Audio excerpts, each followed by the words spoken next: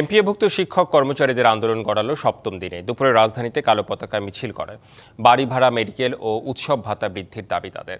শিক্ষা জাতীয়করণ প্রত্যাশী জোটের নেতারা জানিয়েছেন, ন্যায্য দাবি আদায় না হওয়া পর্যন্ত তারা শহীদ মিনার ছাড়বেন না।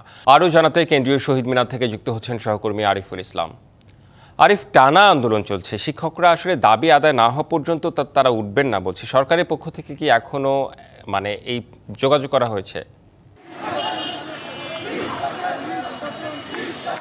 না, যে বিষয়টা আপনি জানতে চেয়েছেন, তাদের যে দাবি বাস্তবায়নের লক্ষ্যে সরকারের পক্ষ বা সংশ্লিষ্ট কেউ এসে উদ্যোগ নেবে, সেই উদ্যোগটা কিন্তু আসলে এখন পর্যন্ত কেউ নেয়নি। বিধায় তাদের যে আন্দোলন, সেই আন্দোলন কিন্তু চলমান। আপনি জানেন যে গতকাল দুপুরের পর থেকে তারা আমরণ অনশন পরিচালনা করে আসছেন, এমনকি পরবর্তীতে তারা কিন্তু আজকে যে কর্মসূচি রয়েছে সেটা হচ্ছে ঠিক 10টার পর, 11টার বা 12টায় কিন্তু সেখানে তারা হচ্ছে একটি কালো পতাকা মিছিল বের করেছিল।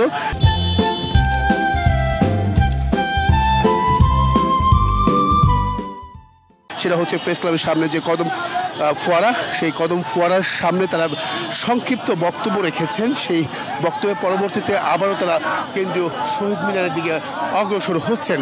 সেই মিছিলটি কিন্তু আসলে দেখানোর চেষ্টা করছি, এবং কি তারা যে সংক্ষিপ্ত বক্তব্য, সেই সংক্ষিপ্ত বক্তব্য একটি বিষয়, তার যে 3 দফা দাবি, সেই দাবি বাস্তবায়ন না করা পর্যন্ত তারা কিন্তু ঘরে ফিরবেন না, সেই বিষয়টা কিন্তু বলছেন।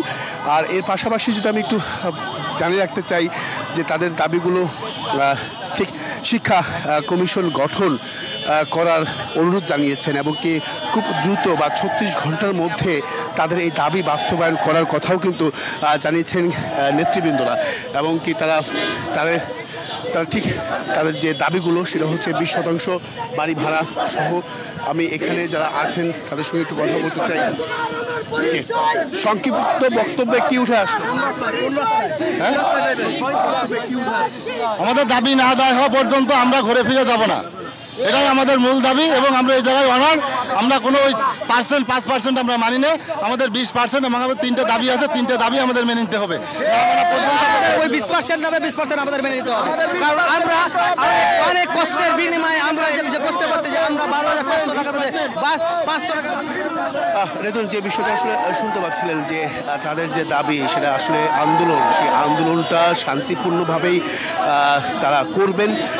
আসলে তারা বাধ্য করবে বা বাধ্য করা যদি যাতে না হয় কোনো ধরনের বিশৃঙ্খলা, সেই বিষয়টাও কিন্তু সরকারের প্রতি লক্ষ্য রেখে কাজ করার আহ্বান জানিয়েছেন এই নেতৃবৃন্দরা। তো এই ছিল এখান থেকে সব শেষ। জি আরিফ, আপনাকে অনেক ধন্যবাদ।